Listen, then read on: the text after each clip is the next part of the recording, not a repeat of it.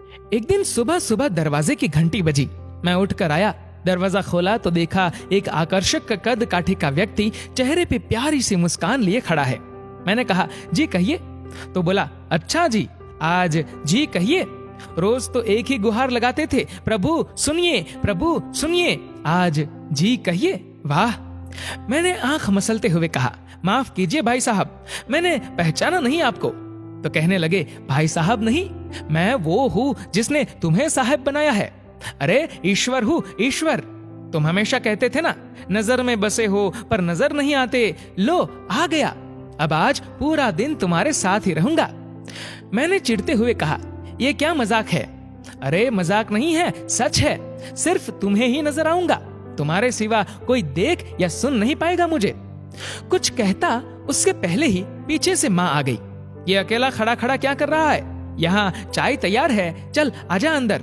अब उनकी बातों पे थोड़ा बहुत यकीन होने लगा था और मन में थोड़ा सा डर भी था।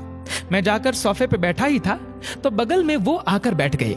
चाय आते ही जैसे ही पहला घूंट पिया, गुस्से से चिल्लाया, यार ये चीनी कम नहीं डाल सकते हो क्या आप? इतना कहते ही ध्यान आया, अगर ये सचमुच में ईश्वर है तो इन्हें कतई पसंद नहीं आएगा कोई अपनी माँ पे गुस्सा करे।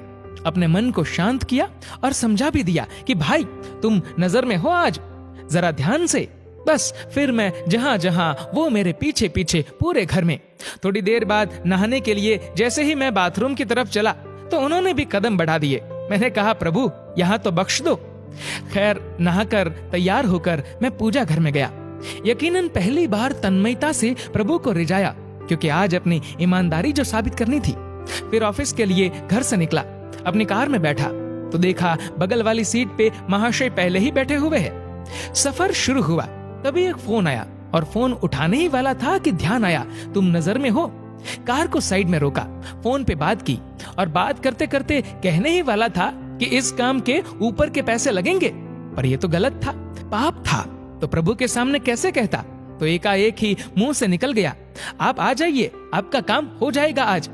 फिर उस दिन ऑफिस में न स्टाफ पे गुस्सा किया, न किसी कर्मचारी से बहस की। 150 गालियां तो रोज अनावश्यक निकल ही जाती थी मुंह से, पर उस दिन सारी गालियां कोई बात नहीं, इट्स ओके, मैं तब्दील हो गई। वो पहला दिन था जब क्रोध, घमंड, किसी की बुराई, लालच, अपशब्द, बेईमानी, झूठ, ये सब मेरी दिनचर्या का हिस्सा नहीं बने।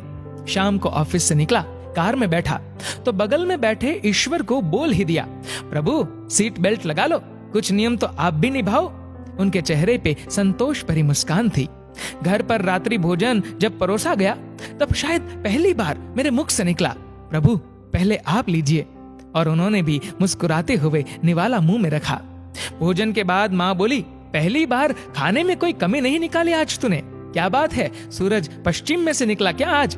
मैंने कहा, माँ आज सूर्योदय मन में हुआ है, रोज मैं महज खाना खाता था, आज प्रसाद ग्रहण किया है माँ, और प्रसाद में कोई कमी नहीं होती।